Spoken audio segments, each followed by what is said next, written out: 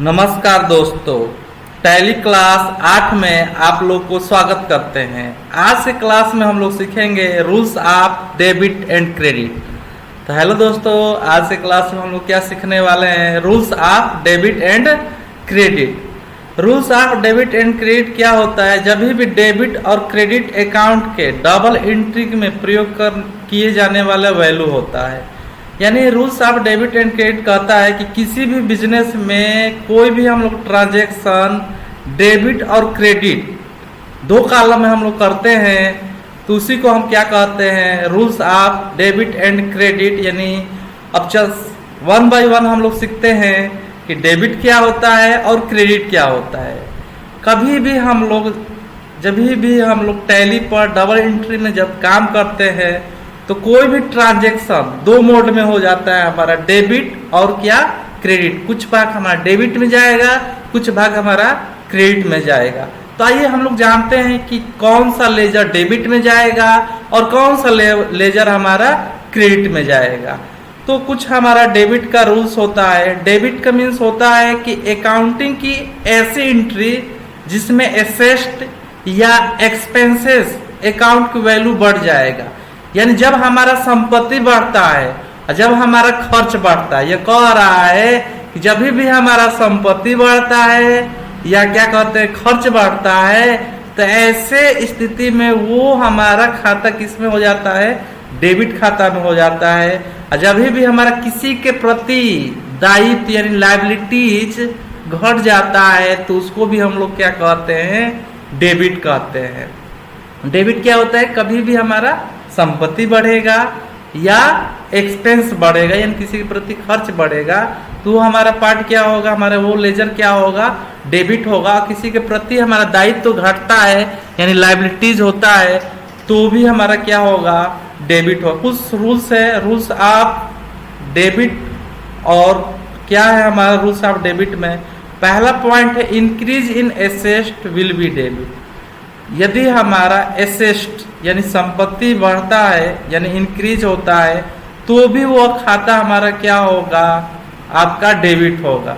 Next rule है हमारा decrease in liabilities will be debit. यानी किसी के प्रति हमारा ऋण घट रहा है, किसी के लायबिलिटीज मीन्स होता है दायित्व। और दायित्व का मतलब होता है कि यदि हम किसी स्वामी का मीन्स होता है कि जिस पार्टी से हम लोग उधार पर सामान लेते हैं तो हमारा क्या दायित्व बनता है कि वो ऋण चुकाए। तो किसी के प्रति हमारा ऋण कम हो रहा है तो भी क्या होगा? डेबिट होगा। नेक्स्ट है हमारा क्या? All expenses and losses will be debit. All expenses का मतलब है कि कहीं हम लोग रेंट दे रहे हैं, कमीशन दे रहे हैं, जहाँ पेड की बात आता है, जहाँ खर्च की बात होता है, जहाँ लॉसेस की बात होता है वहां पर हमारा क्या होगा? डेबिट होगा। पहला क्या है? जब भी हमारा संपत्ति बढ़ेगा तो क्या होगा? डेबिट होगा।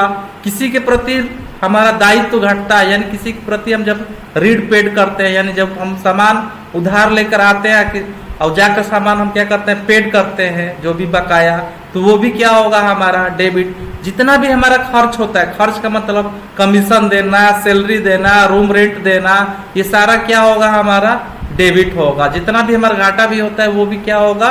डेबिट होगा। नेक्स्ट है हमारा जब भी किसी भी ट्रांजेक्शन में अगर यदि परचेज आता है यानी जब भी खरीदारी की बात होता है यानी परचेज की बात होता है तो भी क्या होगा? हमारा डेबिट होगा। जब भी हमारा परचेज की बात होगा या सेल्स रिटर्न की बात होगा तो क्या होगा? हमारा डेबिट होगा। नेक्स्ट है हमारा क्या? क्रेडिट का रूल। क्रेडिट कहता है कि अकाउंटिंग की ऐसी एंट्री जिसमें लायबिलिटीज बढ़ जाए। यानी क्रेडिट यह कह रहा है यदि किसी के प्रति हमारा ऋण बढ़ जाए, जैसे हम कहते हैं कि बनारस ट्रेडर से 50,000 रुपये का सामान उधार पर लाए तो यहाँ पर बनारस ट्रेडर हमारे लिए क्या हो गया? उनके प्रति हमारा ऋण बढ़ गया। यानी जब बनारस ट्रेडर का हम लोग खाता बनाएंगे तो वो तो जाएंगे सन्ड्री क्रेडिटर में, और जब हम लोग ट्रांजेक्शन करेंगे डबल एंट्री में तो हमारा बनारस ट्रेडर क्रेडिट में जाएगा। और एसेट और एक्सपेंस के अकाउंट घट जाए यानी जब हमारा संपत्ति क्या हो जाए? घट जाए, एसेट घटे और खर्च घटे तो भी क्या होगा? हमारा क्रेडिट हो गया। आइए देखते हैं इसका रूल्स देखते हैं। रूल्स ऑफ क्रेडिट में कहता है पहला कि increase in liabilities will be credit. यदि किसी के प्रति हमारा ऋण बढ़ रहा है तो वो क्या होगा, क्रेडिट होगा। अभी एग्जाम्पल बताएं, किसी भी पार्टी से जिससे हम उधार पर सामान खरीदते हैं तो ट्रांजैक्शन में जब भी हम लोग डबल एंट्री में काम करेंगे तो जिससे हम लोग उधार पर सामान खरीद रहे हैं वो क्या होंगे, हमारा क्रेडिट होंगे, यानी वो क्रेडिट में जाएंगे। और जो भी होगा आगे वाला वो हमारा ऑटोमेटिक क्या हो जाएगा, डेबिट में हो जाएगा। अब बात करते हैं decrease in asset will be credit. यदि संपत्ति घट भी रहा है तो क्या होगा, हमारा क्रेडिट होगा। नेक्स्ट है हमारा ऑल इनकम, जितना भी लाभ होगा और प्रॉफिट यानी जितना भी आय और प्रॉफिट जितना भी होगा वो हमारा क्या होगा, क्रेडिट होगा। ऑल इनकम का मतलब कहीं हमको कमीशन मिल रहा है, खरीदने पर हमको डिस्काउंट मिल रहा है, वो सब क्या होगा, हमारा क्रेडिट में आएगा। नेक्स्ट है हमारा क्या, जब भी सेल्स की बात होगा, किसी भी ट्रांजैक्शन में जब भी सेल्स की बात होगा या परचेज रिटर्न की बात होगा तो भी वो क्या होगा, हमारा क्रेडिट होगा। आइए कुछ एग्जाम्पल में हम लोग देखते हैं। क्वेश्चन एक कह रहा है टेलीफोन चार्ज पेड RS 2000, यानी हमारा जो कंपनी है, एक हमारा कंपनी है जो टेलीफोन चार्ज पर 2000 रुपये वो पेमेंट कर रहा है। तो यहाँ पर हम लोग जानने वाले हैं कि इसमें दो से हमारा संबंधित है। टेलीफोन चार्ज से मीन्स मतलब है और पेड यानी कैश से मतलब है हमारा। तो यहाँ पर हम जानेंगे कि टेलीफोन किस में जाएगा और कैश किस में जाएगा, यानी इसमें कौन डेबिट होगा कौन क्रेडिट होगा। अभी अभी हम आपको रूल बताए हैं कि जब भी खर्च के बात होगा, जब भी हमारा क्या होगा, खर्च के बात होगा, तो यहाँ पर टेलीफोन जो चार्ज हो रहा है वो कंपनी के लिए क्या है, एक टाइप का खर्च है। तो टेलीफोन जो होगा वो हमारा डेबिट में जाएगा। टेलीफोन किस में जाएगा, हमारा डेबिट में जाएगा। यानी इसका जब हम ट्रांजैक्शन करेंगे डबल एंट्री में तो बनेगा telephone charge account DR 2000 to cash क्या होगा, हमारा 2000। यानी हमारा जो टेलीफोन चार्ज क्या हो गया, ये हमारा एक डेबिट हो गया। जब टेलीफोन हमारा चार्ज क्यों डेबिट होगा, क्योंकि टेलीफोन चार्ज कंपनी के लिए एक टाइप का खर्च है और जितना भी खर्च होता है वो एक हमारा क्या होता है, डेबिट होता है।